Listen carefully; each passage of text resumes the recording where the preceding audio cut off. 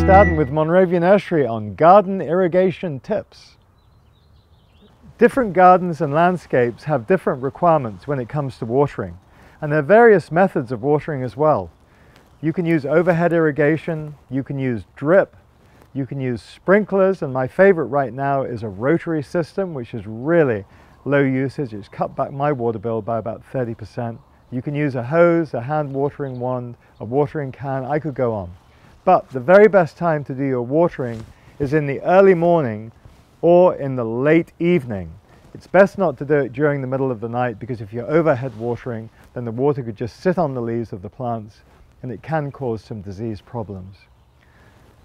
Now, different plants have different requirements. Behind me, I've got a great array. I've got lantanas, agapanthus, buddleias, hydrangeas, alströmerias. All these types of plants, with proper mulching, can conserve enormous amounts of water, so it'll cut down the amount of water that you use. Plants like this in the landscape, once established, really only need to be watered maybe twice a week. In the hottest of weather, 3 times a week at most. And if you get a drip system and you're applying it straight to the roots, it's really conserving the water.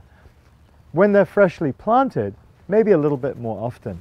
Now, a plant like this is part of a program I call the Tabletop Topiary Collection. This is a gorgeous rosemary. Oh, she smells so good. Keep her by the barbecue, guys. You can use this when you're doing your barbecuing. A plant like this with a smaller container is probably going to require a drink at least once a day. Otherwise, she'll dry out quickly. But the great thing is rosemary is really drought tolerant. But once a day is a key for a plant like this.